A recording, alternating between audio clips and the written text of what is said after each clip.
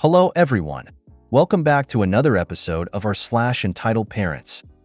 In today's episode, my mom won't make me dinner cause I gave a comeback at her continuous insults. Crazy horse mother gives me a nice big bruise. Mom has been engaging in fraudulent activities regarding my brother's disability funding. Before we get started, make sure to subscribe so you will never miss a video. So let's get started. My mom won't make me dinner cause I gave a comeback at her continuous insults. Forgive me for misspellings as I'm on the phone, plus it happened a few minutes ago. So what happened is my mom told me to clean out my cupboard where I keep my books and stationery, and I missed a refill whopper in the cupboard, and she started insulting me for how ignorant I was, how shameless, unclean, and disrespectful child I was, even though I do all the cleaning chores in the house every single frickin' day. Then came the time when she had to start making dinner, and she started off by telling me, "Prove me that you're not lazy. Cook you dinner. Now I don't know how to cook. The best I can do myself right now is instant noodles / and other instant foods." I know that's not much for a 16-year-old. Now there wasn't any at the time, so I told her that.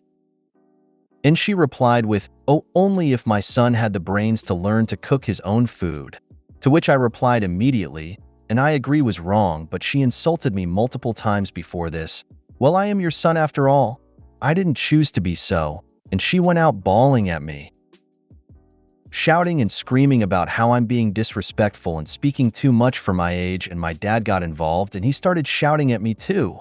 Now mom said that she won't make dinner. My dad told me that I can't order in food. I don't have anything to eat, and now I'm pissed off. Thanks for listening to my rant. I hope you have a better day than me. Update. My parents are so kiddish that they won't eat tonight, just so that they won't have to cook and have to make me food. Note: to the people who posted recipes and giving methods for me to learn how to cook, thanks a lot. I really appreciate the sentiment, and thank you all for the support. But for the moment, you could Google how to cook chicken or whatever is in your fridge.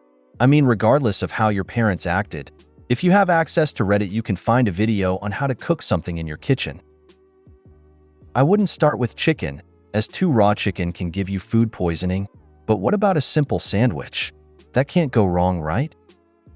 You can also Google for recipes for beginning cooks. Good luck. Dude, I'm 16 too, and up until March, I couldn't cook either. I only learned when I was basically left home alone for an entire week since my mom was in the hospital and my dad had to work. Crazy horse mother gives me a nice big bruise. This is just a quick story from when I was 9 years old. I went on a horse riding trek with my former best friend and her mother. The mother spent the whole hour lecturing and quizzing us on facts about horses. We got back to the stables where we dismounted. Now me, being a 4-inch 6 child on a 6 horse, slid off slowly so I wouldn't fall off. This was apparently a big no-no, as my friend's mother then proceeded to scream at me and then grab me by my back and pull at my shirt and my skin to show me how it feels to be abused by a careless rider and to share the pain that the horse felt.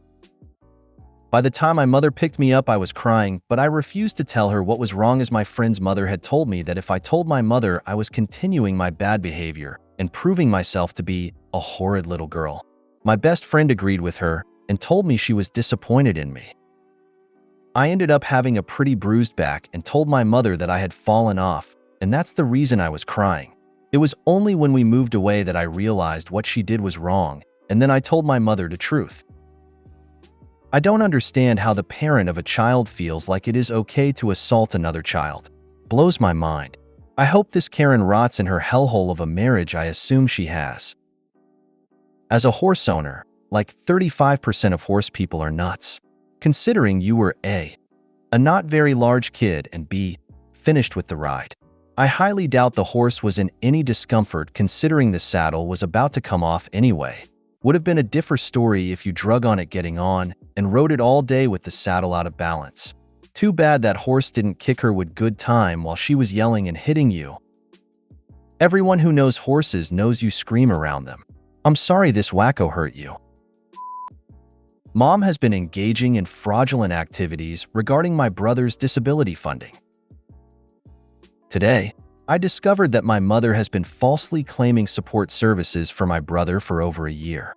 She has been submitting forged documents to passport funding in Canada for disability services, alleging that she has been compensating family members as my brother's support workers.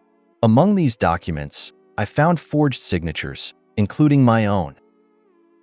In the past year alone, she has claimed approximately $40,000 in reimbursements for these fake services. Update. Thanks for the advice. I'm really shocked by all of this.